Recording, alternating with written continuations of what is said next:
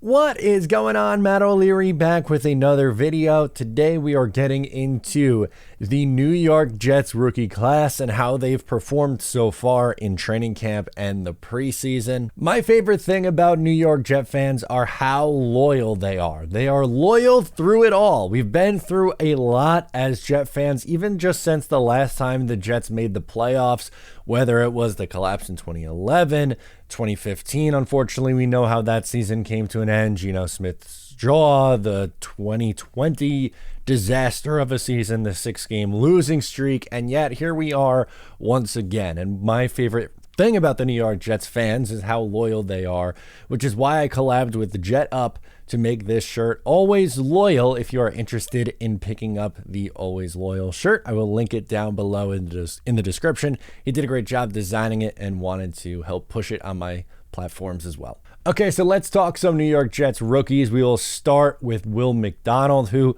has impressed so far, not only in training camp, but in the preseason games too. In 25 pass rush snaps over 2 games, he has 6 pressures and a sack. That's a pressure on 24% of his pass rushes, which is, again, really impressive. He's shown off the spin move already. That's been his calling card. He's very twitchy. He's going to win with his speed. A little bit different than Jermaine Johnson, who the Jets used a first-round pick on in the 2022 season. The Jets moved back from 13 to 15 in the Aaron Rodgers trade, and no offensive tackle was there really at that point for them to grab, which garnered some criticism. And from me, I thought they definitely should have went offensive tackle. But I have to say, Will McDonald has been better than I thought he would be. At first, with his skill set, you would think, okay, like a rotational pass rusher. The Jets are just so deep on the defensive line. Is he really going to get a lot of run? But I think he's proving through a couple of preseason games and through training camp that, yeah, this guy's going to be on the field.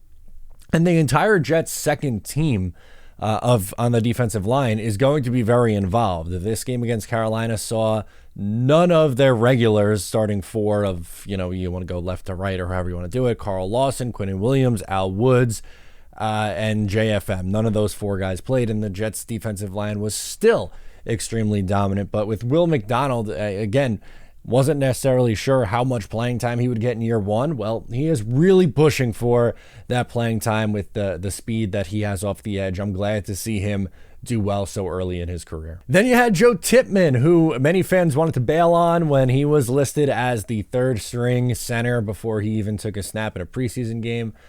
He's had a good training camp, and he's looked good, again, through a couple of games here.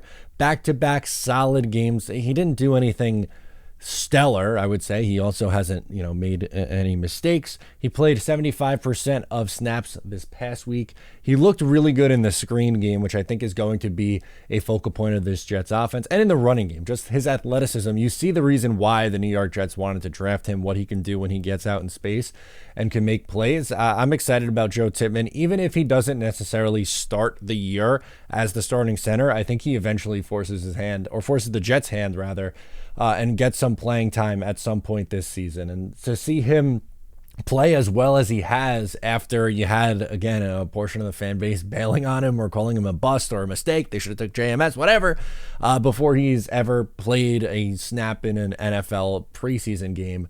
I was still in July at the time.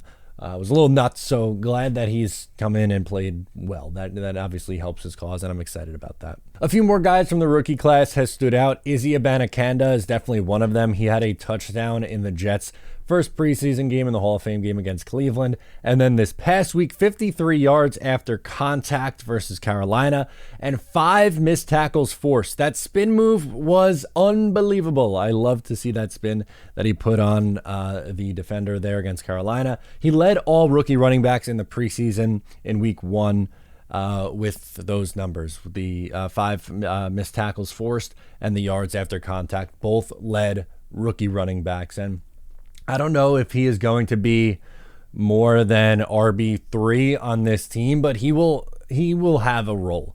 Kind of reminds me of Leon Washington early in his career with just that speed. And yeah, he was never a number 1 running back per se, but he was involved in the offense, a good complementary piece and someone whose explosiveness is going to get him on the field, whether it's on special teams or just, a third down back every once in a while. Probably don't trust him in pass pro yet because of his youth, and that's not something that he really did a whole lot of at Pitt, but it's still only 20 years old, by the way. I've been impressed with him too. How about Zaire Barnes, a dart throw at the linebacker position, has played well and very active and involved, and is reminding a lot of people of Quincy Williams as he runs around the field with his hair on fire. It feels like he had 8 tackles, 7 solo tackles against Carolina, 1 tackle for a loss, and then he added 5 more tackles for the New York Jets in the first preseason game.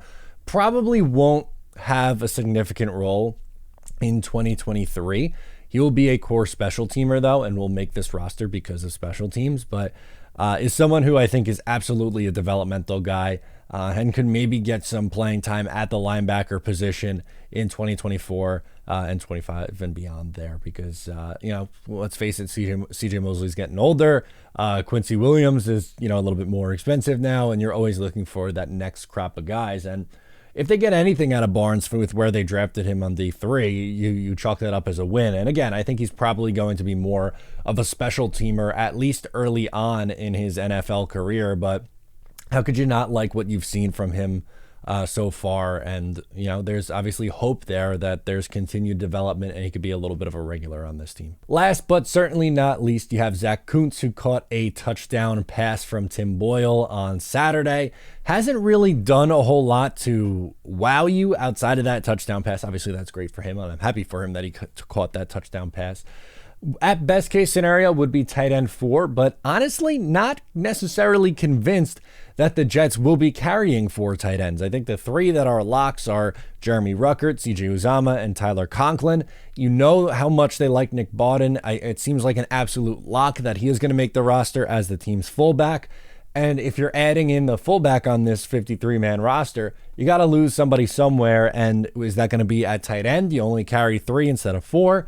Is that at wide receiver? You're carrying 5 instead of 6. Is it somewhere else that we're potentially not even expecting right now? But Zach Koontz might be someone that they try to stash on their practice squad. And I don't know if it's a guarantee that he makes it to the practice squad. I think there's a chance someone would claim him. I mean, there's a lot of really bad 53-man rosters in the NFL, unfortunately. And last year we saw it. Guys, who were cut by the New York Jets and picked up elsewhere. Jason Pinnock is someone who rings a bell for me or jumps out right away. Still salty about that. They kept Will Parks over him, but story for another day.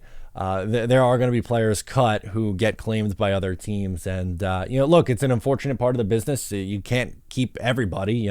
Robert Saleh loves all his guys, and he would probably love to keep all 90 or however many there are right now with this team, but it's not a possibility. So far, I've been impressed with the New York Jets rookie class. Haven't seen a ton out of Carter Warren or Bernard Converse yet, which is fine. And again, no need to panic there, but Will McDonald, Joe Tippmann, Izzy Abanikanda, Zaire Barnes, and Zach Koontz through 2 preseason games showing a little something? All right, I'll sign up for that. I'm here for this kind of positivity. Let me know your thoughts down below in the comments. Thanks again for tuning in. Once again, I am Matt O'Leary, and I'll catch you next time.